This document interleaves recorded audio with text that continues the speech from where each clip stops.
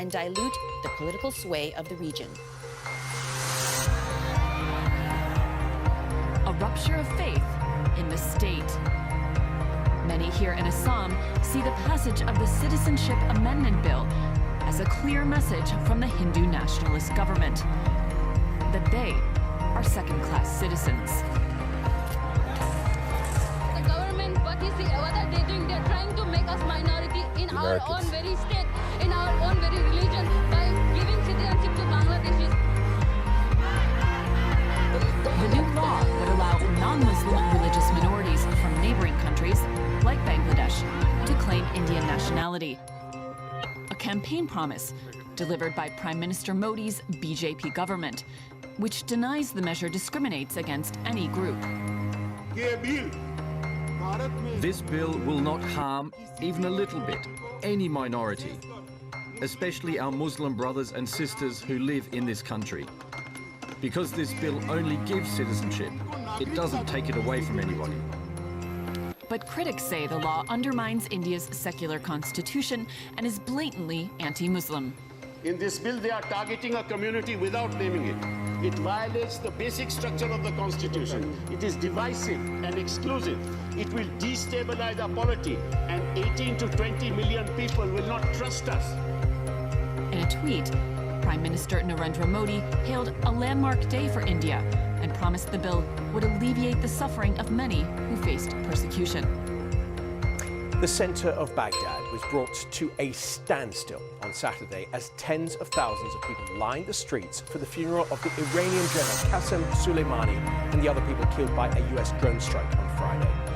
Mourners carrying flags of militia groups chanted "America is the enemy of God" as they received the funeral cortege in the Kadamia district.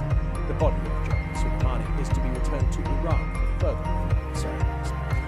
Iran's supreme leader, Ayatollah Ali Khamenei, has visited the general's family in Iran to pay his respects. The authorities have promised to make America pay. The US is deploying an additional 3,000 troops to the Middle East. David Willis reports. American officials say the airstrike that killed Qassem Soleimani was carried out in self-defense. They say the man who's been blamed for the deaths of hundreds of Americans in the Middle East over the years was plotting a major attack on US diplomats and military personnel. At a rally last night in Florida, President Trump said that threat had now been lifted. Qassem Soleimani has been killed, and his bloody rampage is now forever gone.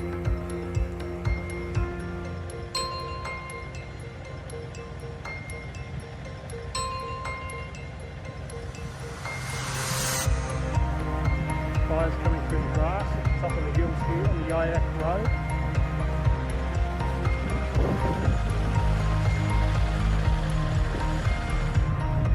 About 20 past 5 now, and then fires in the grass coming down the hill out of the National Park.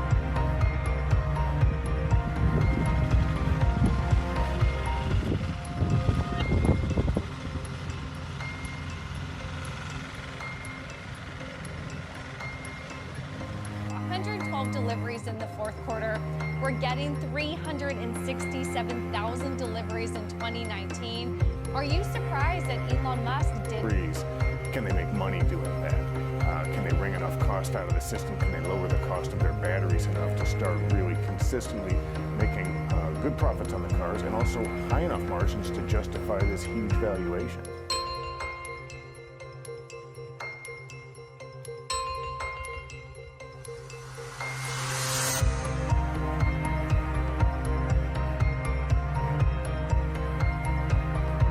Doing factory tours there, and what we've seen, I think really there's two areas. One could obviously be the tooling in terms of just taking over some of those lines and more efficiency, not just in Fremont but in Giga.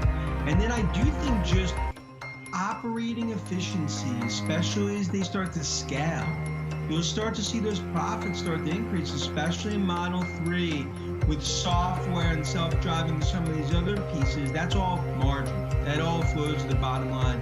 I think that combo right now is what Musk and Fremont are betting on to continue to see that P word, profitability. the runaway stock price that we have seen now at a 443. The median price target on the street is a 303. Are you comfortable with your price target given the size and scope and the rate at which the stock has run up? Galaxy Note is back, ×2 actually. What you were looking at here is the Note 10 and the Note 10 Plus. The Note line has always been about being the biggest and most powerful, and both of these phones are powerhouses. But you can get other big, powerful Android phones now. So what is Samsung doing this time around to make this thing feel like, well, a Note? I've only had a little bit of time with it for a hands-on, but I think you can break it all down into 5 things.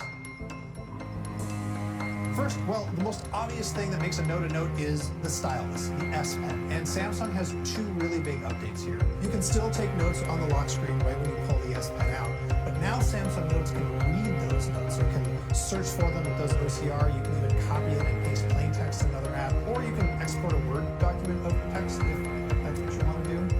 They've also added an accelerometer and a gyroscope to the stylus, and so you can use it as a remote control, kind of like a wand. So in the camera, you can like go left and right to change your modes, up and down, and do a little swirly motion. It's kind of wild. They do have an SDK, so other apps could use it, so maybe in PowerPoint or something someday, but that's not available yet. I'll have to wait to see more developers and support it in the future. The second reason you might be interested in the Note 10 is DeX. Now, I know what you're thinking. Nobody uses DeX either. Come on, but hang on. DeX, if you're not familiar, is you plug a USB-C cable in, and then you plug it into a monitor, and then you get a Windows version of your phone. You've got windows you can resize, and you can drag stuff around, and so on. With the Note 10, what's new is they actually have apps for the Mac or Windows where it runs DeX right there. So you can use the computer you already have and have a little window for controlling stuff on your phone. It's also really convenient if you want to drag and drop stuff. So you can actually just drag and drop a file or image or something from your PC to your phone, and vice versa. It's a totally new thing for DeX, and I'm actually really excited to try it. 8K televisions, robots and drones, smart speakers and fridges, and this year, sex toys. These are just some of the products we'll see at CES in Las Vegas, the massive annual trade event that is a showcase for all things trending in tech. Oh, and what's CES without controversy? After blowback following last year's event around gender bias and a feminine pleasure product called Jose, the Consumer Technology Association that puts on CES gave the female-run company an Innovation Award only to take it away and then give it to them after all. The organizers this time around will devote some floor space to sex toys. There's a strong emphasis this time around as well on next-generation 5G connectivity and entire smart connected cities, as well as on digital health and wellness and on travel and tourism. Delta CEO Ed Bastian will be one of the featured keynote speakers to talk about how tech innovations will impact the future of travel. The very serious topic of privacy will also be front and center, most notably with Apple, which hasn't had a public presence at CES in years, joining Facebook on a panel to discuss the implications for privacy and what it means for consumers who might think their personal data is under attack. Check back.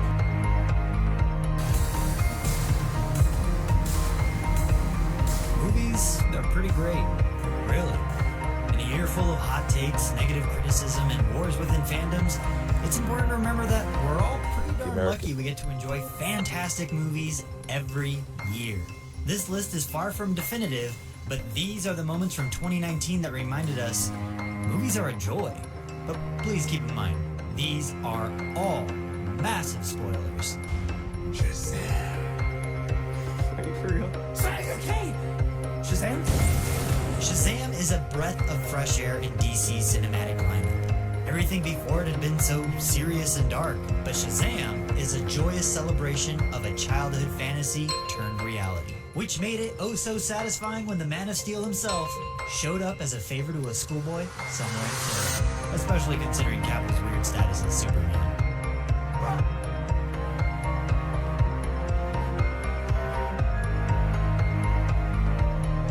Ari Aster loves to shock us, whether it be through the confirmation of demons, uncomfortable family dinners, or a trip to Sweden.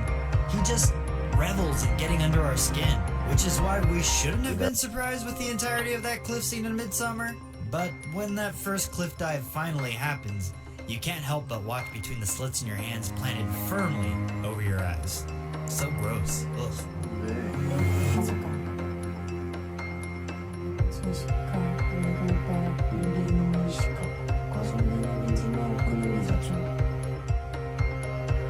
Speaking of train wrecks we can't help but look at, Bong Joon-ho's upstairs-downstairs thriller left us writhing in our skin at the sheer cruelty and cleverness of those striving towards success or those trying to stay there. The first half of Parasite felt oddly like a heist film, but then that discovery of a second family hidden in a secret compartment transformed the movie into something that felt more like a hostage situation. You having a good time? I didn't think it was possible, but the Safdie brothers managed to make a movie more stressful than good time. At every turn, Uncut Gems manages to escalate its frantically high stakes, which is what makes the ending so mwah. There's no denying that Howard is charming and talented, but that final bet he places on the semifinals basketball game is proof that Howard will never change. And then, well, you know. It's been a rough few weeks, Murray. Ever since I killed this Wall Street guy. Joker finally attaining his lifelong dream of attending the Live with Murray Franklin show is the standout of the film.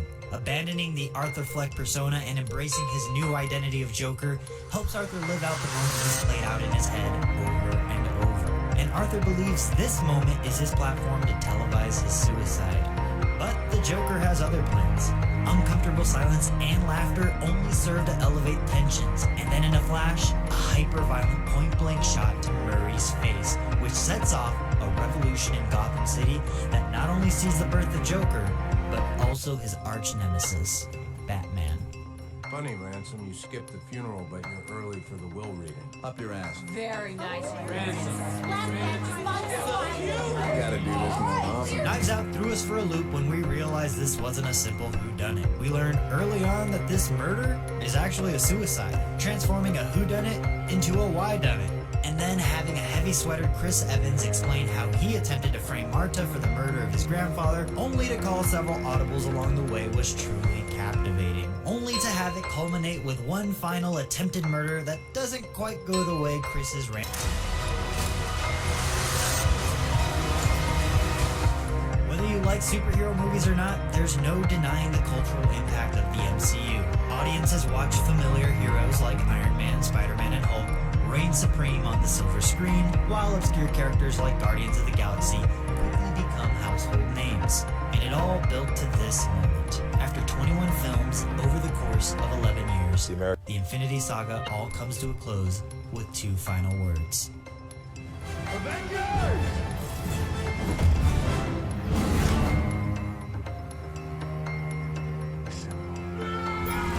And there You know it's your one-stop shop for all things entertainment in Georgia. And we are starting with the biggest money-making movies of 2019, and a lot of them have ties right here in Georgia. The top grossing movie of the year, Avengers Endgame, earning more than $2.7 billion. That's according to Box Office Mojo. Also on the list, Jumanji, The Next Level, and Godzilla, King of the Monsters. All three filmed right here in Metro.